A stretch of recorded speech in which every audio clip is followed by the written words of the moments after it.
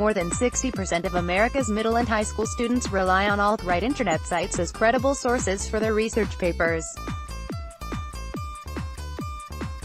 The students are using alt-right sites to write papers on topics that range from free speech and the Second Amendment to citizenship, immigration and the Holocaust. These were among the key findings of a preliminary survey of 200 teachers I conducted recently to develop a snapshot of how common it was for middle and high school students to turn to alt-right websites. As a researcher who specializes in teaching what is known as hard histories, including slavery, the Holocaust and other genocides, this finding is of concern, particularly as the nation approaches the one-year anniversary of the tragedy in Charlottesville, Virginia. Who they are. The alt-right is a connected set of far-right groups, beliefs and individual people. They believe in white supremacy, and that it is under attack by multiculturalism, political correctness and social justice. It was the alt-right that marched in Charlottesville, shouting Nazi slogans and invoking the KKK. One way the alt-right recruits new members is through social media and other online platforms. Despite the link between the alt-right and the Charlottesville tragedy, students are still using alt-right websites for their research papers in school, according to teachers I surveyed in New Jersey, Pennsylvania and New York. The teachers reported that the students cite these websites in their bibliographies but often struggle to make sense of the information they obtained from the sites. These sites are increasingly prominent. In fact, it is interesting to note that the alt-right websites teachers list as being used most often by their students have all been started since 2005, with the exception of one, and many have come into existence in just the past 5 years. Examining alt-right websites, the question becomes, then, what should teachers do regarding these sites? Is it the responsibility of teachers to actually do anything? Instead of ignoring these sites, I'd suggest teachers might do best to teach students how to critically examine the sites. In order to do that, however, teachers must know what is out there. While this is not an exhaustive list, the following 6 alt-right websites were most commonly cited by teachers as those that students use for their papers. They are National Policy Institute, Radix Journal, American Renaissance, Talkies Magazine and Vote. In open-ended follow-up questions, teachers added that students find the information on these sites appealing but are unable to differentiate between fact and fiction.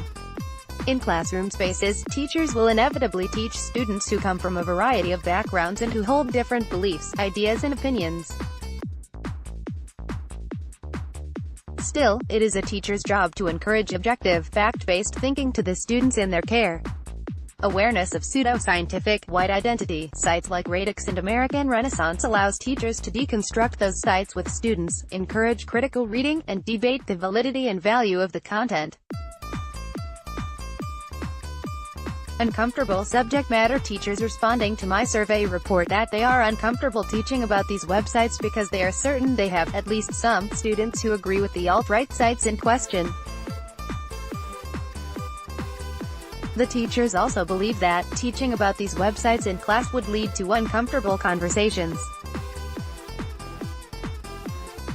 As teachers, it is not our job to indoctrinate students to think as we do. However, it is our job to teach facts.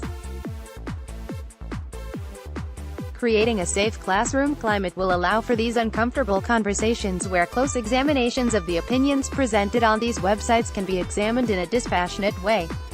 For example, Radix Journal recently featured an article that Martin Luther King Jr., a fraud and degenerate in his life, has become the symbol and cynosure of white dispossession and the deconstruction of European civilization. It is reasonable to expect heated student disagreement around an article like this one. This, then, opens up space to teach students how to engage in respectful and difficult conversations with one another. Lessons of this sort would certainly involve countering misinformation that is put forward on these sites. For example, after looking at the Radix Journal article that attacks Martin Luther King Jr., it would be appropriate to have students consider 3 Visions for Achieving Equal Rights, a lesson with primary sources from the organization Facing History and Ourselves. Beyond this point, counterpoint, students need to be given tools to evaluate the validity of the information they encounter while doing research. One excellent tool to do this, evaluating online resources, comes from the project Teaching Tolerance, and helps students evaluate online sources. Regardless of the resource used, students need to be pushed to consider who the author is, his or her bias, and the purpose of the article. What I am suggesting here might engender pushback, but so did other proposals to introduce controversial subjects to students. Consider sex education in the 1960s or the DARE program in the 1980s. Today, both are commonplace in schools, despite the idea that they expose students to controversial information they might not know, including information about safe sex and different drugs. Why it's necessary. Fewer than 10% of teachers report doing any whole class teaching about or discussion of these alt-right websites, despite the fact that more than half of their students utilize these sites, according to responses to my survey. Instead, they speak to students individually and request that they find other sources, according to my survey.